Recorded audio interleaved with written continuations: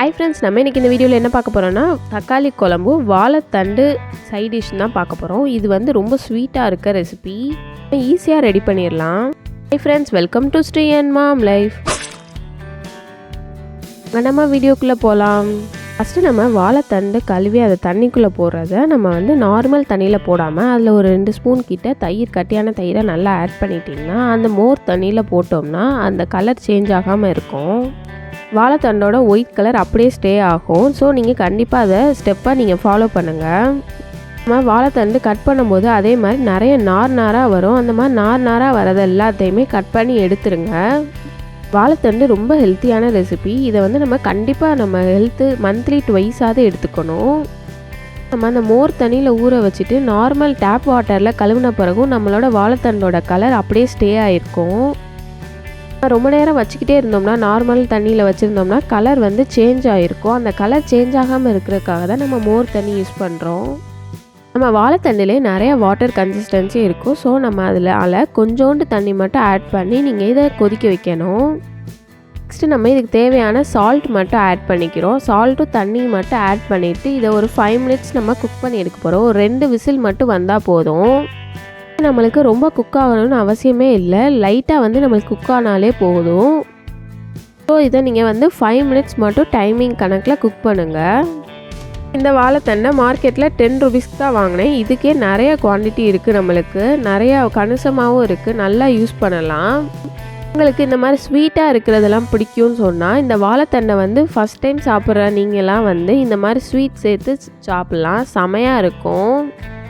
வாழைத்தண்டுக்கு என்னென்ன ரெடி பண்ணணும்னு பார்க்கலாம். பொரிகளில் நல்லா ஒரு ஸ்பூன் கிட்ட எடுத்து வச்சுக்கோங்க. நெக்ஸ்ட்டு நாட்டு சக்கரை ஆட் பண்ணிக்கோங்க. நாட்டு சக்கரை ஒரு 2.5 ஸ்பூன் கிட்ட நீங்கள் ஆட் பண்ணிக்கோங்க. நாட்டு சக்கரை தான் ஆட் பண்ணணும்னு இல்லை, இதே இதுக்கு பிறகு நீங்கள் ஆல்டர்னேட்டிவாக சீனி கூட ஆட் பண்ணிக்கலாம். இதை நல்லா பொடியாக அரைச்சி எடுத்துக்கோங்க. நாட்டு சக்கரை அடித்தாலும் இவ்வளோ சூப்பராக ரெடி ஆகிடும். நல்லா இந்த மாதிரி சீனி இருந்தாலும் சரி, பொடியாக இது ரெண்டையும் அரைச்சி ரெடி பண்ணி வச்சுக்கோங்க. இப்போது நம்ம வாழைத்தண்டு 5 மினிட்ஸில் சூப்பராக வெந்து ரெடி ஆகிடுச்சு. இனிமேல் தாளித்து ரெடி பண்ணிட்டா சூப்பராக ரெடி ஆயிரும். இன்னும் கொஞ்சம் தண்ணியெல்லாம் இருக்க தான் செய்யுது. அந்த தண்ணியோடய தாளித்து ரெடி பண்ணிடலாம். நல்லா 3 ஸ்பூன் கிட்ட நல்லா தண்ணி ஆட் பண்ணிக்கிட்டு இந்த எண்ணெய் நல்லா சூடான பிறகு கடுகு, கருவேப்பிலை இதெல்லாம் போட்டு தாளிச்சிடணும். நல்லா நான் வந்து குட்டி குட்டியாக இருக்க கடுகு யூஸ் பண்ணுறதுனால நிறையா கடுகு ஆட் பண்ணியிருக்கேன். நம்ம கடுகெல்லாம் வெடித்து ரெடி ஆனோடனே சூப்பராக ரெடி ஆகிடுச்சு. இப்போது இதில் வந்து நம்ம கருவேப்பிலையை நல்லா கழுவி ஆட் பண்ணிக்கிறோம். கருவேப்பிலை ஆட் பண்ண உடனே சிம்மில் வச்சுருங்க. பிறகு கருவேப்பிலை கருகிராமல் பார்த்துக்கோங்க. நெக்ஸ்ட்டு நம்ம வேக வச்சுருக்க வாழைத்தண்டை அப்படியே நம்ம இந்த இதில் ஆட் பண்ணிக்குவோம். இந்த வாழைத்தண்டு பொரியல் வந்து நல்லா இனிப்பு பச்சடி மாதிரி இருக்கும், சூப்பர் டேஸ்ட்டாக இருக்கும். இதில் நம்ம வந்து நல்லா நம்ம வாழைத்தண்டை தண்ணியோடு ஆட் பண்ணிக்கிறோம். அந்த வாழைத்தண்டு ஜூஸ் தான் நம்மளுக்கு முக்கியம்.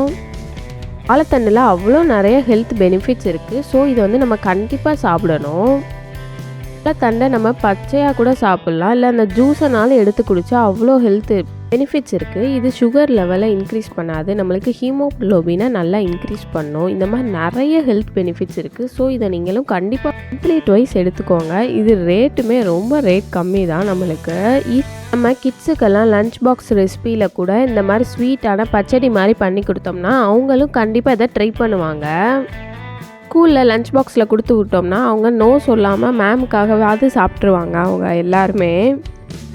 இப்போ நம்ம இருக்கிற வாழைத்தண்டு எல்லாத்தையுமே ஆட் பண்ணிட்டோம். இப்போது இந்த தண்ணியும் இருக்குது, வாழைத்தண்டு வேக வச்சப்போ நம்ம ஆட் பண்ண தண்ணியுமே அதில் இருக்குது. அதை நல்லா கொதிச்சிக்கிட்டே இருக்கும்போது அரைச்சி வச்சுருந்த பொரியலில் நாட்டு சக்கரை எல்லாத்தையும் சேர்த்து இதில் ஆட் பண்ணிக்கிறோம்.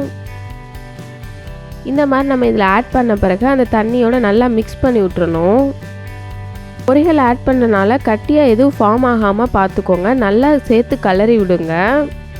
இதுக்கு மேலே நம்ம எதுவும் தண்ணி எதுவுமே ஆட் பண்ணவே தேவையில்லை. வாழைத்தண்டுக்கு ஆல்ரெடி நம்ம சால்ட்டை ஆட் பண்ணிட்டோம். இப்போ அந்த வச்சுருந்தா அந்த மாவையும் ஆட் பண்ணிட்டோம். இனிமேல் அது திக்கான கன்சிஸ்டன்சிக்கு சூப்பராக மாறிடும். உங்களுக்கு இன்னும் ஸ்வீட்னஸ் தேவைன்னா இந்த இடத்துல இன்னும் கூட நாட்டு சக்கரை ஆட் பண்ணிக்கோங்க. வாழைத்தண்டு கணக்குக்கு இந்த கன்சிஸ்டன்சி பர்ஃபெக்டாக இருக்கும். ஒரு 3 இல்லை 2.5 ஸ்பூன் மட்டும் நாட்டு சக்கரை ஆட் பண்ணுறது. சால்ட் இன்னும் தேவைப்படுது, இல்லை ஸ்வீட்னஸ் தேவைப்படுனாலும் இந்த டைமிங்கில் பர்ஃபெக்டாக ஆட் பண்ணிட்டோம்னா செமையாக ரெடி ஆயிரும். பொரிகளையே பவுட்ராக்கி ஆட் பண்ணியிருக்கனால நல்லா கட்டி ஆகாமல் பார்த்து நல்லா கிளறி விட்டுக்கோங்க. நம்ம வாழைத்தண்டு எல்லாமே சூப்பராகவும் குக் ஆகிருக்கும். நம்ம சாப்பிட்ற அத்தோ நூடுல்ஸில் எல்லாத்துலேயுமே இந்த வாழைத்தண்டோட சூப் தான் ஆட் பண்ணியிருப்பாங்க. ஒரிஜினல் அத்தோ நூடுல்ஸ் கடையில் நீங்கள் கண்டிப்பாக ட்ரை பண்ணி பார்த்தீங்கன்னா. இப்போ நம்ம வாழைத்தண்டு சூப்பராக நல்லா திக்கான கன்சிஸ்டன்சிக்கு மாறிடுச்சு. இப்போது இந்நேரம் நம்ம வந்து கொஞ்சோண்டு தேங்காவை மட்டும் துருவி ஆட் பண்ணிக்கோங்க. தேங்காய் ஆட் பண்ணுற ஸ்டேஜ் வந்து கண்டிப்பாக ஆப்ஷனல் தான். இதே நீங்கள் லஞ்ச் பாக்ஸுக்கெலாம் ப்ரிப்பேர் பண்ணி கொடுக்குறீங்கன்னா இந்த ஸ்டேஜை நீங்கள் தேங்காவை நல்லா வதக்கிட்டு ஆட் பண்ணிக்கோங்க. வாழைத்தண்டு ரெசிபி சூப்பராக ரெடி ஆகிடுச்சு. ஃபாஸ்ட்டாகவும் ரெடி ஆகிடுச்சு. ஈஸியான சைடிஷ் ரெசிபி தான் இது. நெக்ஸ்ட்டு நம்ம தக்காளி குழம்பு ரெடி பண்ண போகிறோம். அதுக்கு தேங்காய், முந்திரி பருப்பெல்லாம் ஆட் பண்ணிக்கோங்க. சீரகம் நல்லா 2 ஸ்பூன் கிட்ட ஆட் பண்ணிக்கோங்க. தேங்காய் ஒரு 1/2 கப் ஆட் பண்ணிக்கோங்க. முந்திரி பருப்பு ஒரு 4 கிட்ட ஆட் பண்ணிக்கோங்க. இப்போ இது எல்லாத்தையும் அரைச்சி ரெடி பண்ணியாச்சு. 4 சின்ன வெங்காயம், 3 பெரிய தக்காளி நல்லா பொடி பொடியாக நறுக்கி வச்சுக்கோங்க. கடாய் நல்லா காஞ்சோடனே இதில் நல்லா ஆயில் 3 ஸ்பூன் 4 ஸ்பூன் கிட்ட ஆட் பண்ணிக்கோங்க. 4-5 வெள்ளைப்பூடை நல்லா பொடி பொடியாக நறுக்கி வச்சிட்டோம்னா அதில் ஆட் பண்ணும்போது நம்மளால் எடுத்து போட்டு சாப்பிட முடியாது. அப்படியே சாப்பிட்ற மாதிரி வந்துடும். கடுகு ஆட் பண்ணிக்கோங்க. அந்த கடுகு சூப்பராக வெடித்து வந்தோடனே நம்ம இதில் கருவேப்பிலை ஆட் பண்ணிக்கணும். கருவேப்பிலையே ரொம்ப கருக விடாமல் பர்ஃபெக்டாக அப்படியே இது சிம்லேயே வச்சுட்டு நெக்ஸ்ட்டு நம்ம சின்ன வெங்காயத்தை ஆட் பண்ணிக்க போகிறோம். சின்ன வெங்காயம் ஒரு 4 வெங்காயம் நல்லா குட்டி குட்டியாக நறுக்கியிருக்கேன். வெங்காயம் நல்லா வதங்கணும். அது லைட்டாக கிளாஸியாக இருக்க மாதிரி நறுக்குன்னு கடிக்கிற மாதிரி இருந்தாலே போதும். அந்த மாதிரி வதங்குற வரையும் ரெடி பண்ணுவோம். வந்து நம்ம இஞ்சி ஆட் பண்ண தேவையில்லை. வெள்ளைப்பூடு மட்டும் ஆட் பண்ணாலே போதும். அதான் அந்த தக்காளி குழம்புக்கு தனியாக டேஸ்ட் இருக்கும் வெள்ளைப்பூடெல்லாம் ஆட் பண்ணுறது. நெக்ஸ்ட்டு வெங்காயம் நம்மளுக்கு ரெடி ஆனோடனே நம்ம குட்டி குட்டியாக நறுக்கி வச்சுருக்க வெள்ளைப்பூடு ஆட் பண்ணிக்குவோம். ஆட் பண்ண சின்ன வெங்காயமும் வெள்ளைப்பூடும் நல்லா வதங்கட்டும். அதில் இருக்க பச்சை ஸ்மெல் போகிற வரை வதங்கினாலே நம்மளுக்கு போதும். நெக்ஸ்ட்டு நம்ம குட்டி குட்டியாக நறுக்கி வச்சுருக்க 3 தக்காளி ஆட் பண்ணிக்கோங்க.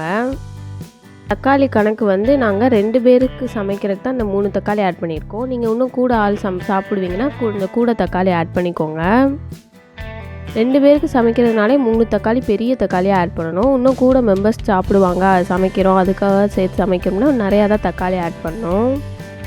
அதான் இது நல்லா புளிப்பாக ஒரு ஃப்ளேவர் சூப்பராக இருக்கும், செமையாக இருக்கும். நம்ம தக்காளி நல்லா மடங்கி வதங்குறதுக்காக இதுக்கு இந்த குழம்புக்கு தேவையான அளவு சால்ட்டு நல்லா ஆட் பண்ணிக்கோங்க. நல்லா தக்காளி மடங்கி வதங்குற அளவு நல்லா வதக்கிக்கிட்டே இருக்கும். இதெல்லாம் பண்ணும்போது சிம்லேயே வச்சு குக் பண்ணுங்கள். ஃபாஸ்ட்டாக வச்சோம்னா கீழே அடி பிடிச்சிடாமல் பார்த்துக்கோங்க. நம்ம இதில் தண்ணி எதுவுமே ஆட் பண்ணல, தக்காளிலேருந்து வர தண்ணி தான். ஸோ நீங்கள் ஃபாஸ்ட்டாக வச்சிங்கன்னா வேகமாக எவாப்ரேட் ஆயிரும். நெக்ஸ்ட்டு நம்மளுக்கு இதில் காரத்துக்கு நம்ம ரெட் சில்லி பவுடர் ஆட் பண்ணிக்கிறோம். நான் இதில் வந்து காஷ்மீர் ரெட் சில்லி பவுடர் ஒரு 3 ஸ்பூன் கிட்ட ஆட் பண்ணேன். நீங்கள் நார்மல் ரெட் சில்லி பவுடர்னால் 1.5 ஸ்பூன் ஆட் பண்ணாலே போதும். சில்லி பவுடர் இந்த மாதிரி மசால் தூள்லாம் போடும்போது கண்டிப்பாக சிம்லேயே வச்சுருங்க. இல்லைன்னா அடி பிடிச்சிடாமல் பார்த்துக்கோங்க. கிளறி விட்டுக்கிட்டே இருங்க. ஏன்னா நம்ம குழம்பு வந்து கருகிடுச்சுன்னா அதோட ஃப்ளேவரே போயிடும். ஸோ நீங்கள் அதை கண்டிப்பாக பார்த்துக்கிட்டே பண்ணிக்கிட்டே இருங்க. மிளகாப்பொடி எல்லாமே வந்து நம்ம தக்காளி வெங்காயத்தோட சூப்பராக பைண்ட் ஆயிடுச்சு. செம்மையாக நல்லா எல்லாமே மிங்கிள் ஆயிடுச்சு. நம்ம தக்காளியை மட்டும் நல்லா சுருள வதக்கணும். நல்லா மடங்கி வதங்குற அளவு நம்ம வதக்கிட்டுருக்கோம். நீங்கள் உங்களுக்கு நல்லா ஃபாஸ்ட்டாக வதங்கன்னா கொஞ்சம் தண்ணி ஆட் பண்ணி மூடி போட்டு குக் பண்ணிங்கன்னா ஃபாஸ்ட்டாக வதங்கிடும். நல்லா எண்ணெய் விட்டு கூட வந்துடும். தண்ணி ஆட் பண்ணிவிட்டு மூடி போட்டு குக் பண்ணுங்கள். இல்லைன்னா நார்மலாகவே வதக்குங்க. ஏன்னா மூடி போட்டு குக் பண்ணும்போது தண்ணி ஆட் பண்ணாமல் குக் பண்ணோம்னா கீழே அடி பிடிச்சிரும். இப்போது நம்ம ரெடி பண்ணி வச்சுருந்த தக்காளி குழம்பு இன்னும் நல்லா திக்கான கன்சிஸ்டன்சிக்கு மாற்றுறதுக்காக தான் நம்ம தேங்காய், சீரகம், முந்திரி பருப்புலாம் போட்டு அரைச்சி வச்சுருந்த மசாலாவை அரைச்சி ஊற்றியாச்சு.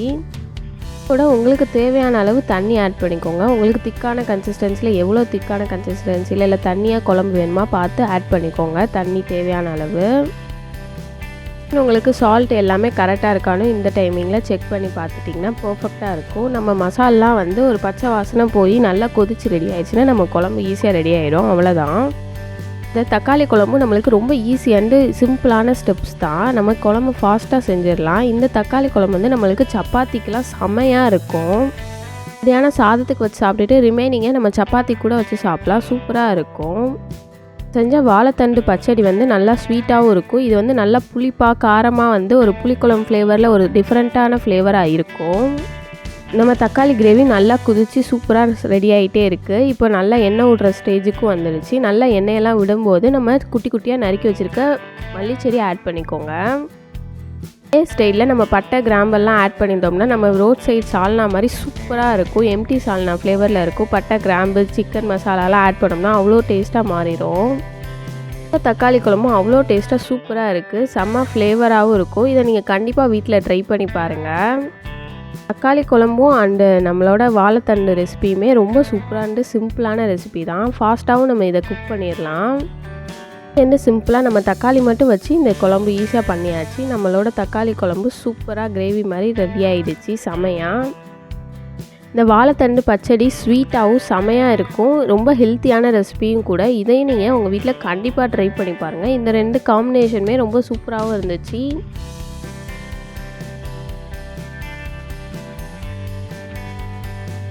Thanks for watching the video. Subscribe to our channel for more videos. உங்களுக்கு இந்த வீடியோ பிடிச்சிருந்துச்சுன்னா மறக்காமல் உங்கள் ஃப்ரெண்ட்ஸ் அண்ட் ஃபேமிலிக்கெலாம் ஷேர் பண்ணுங்கள்.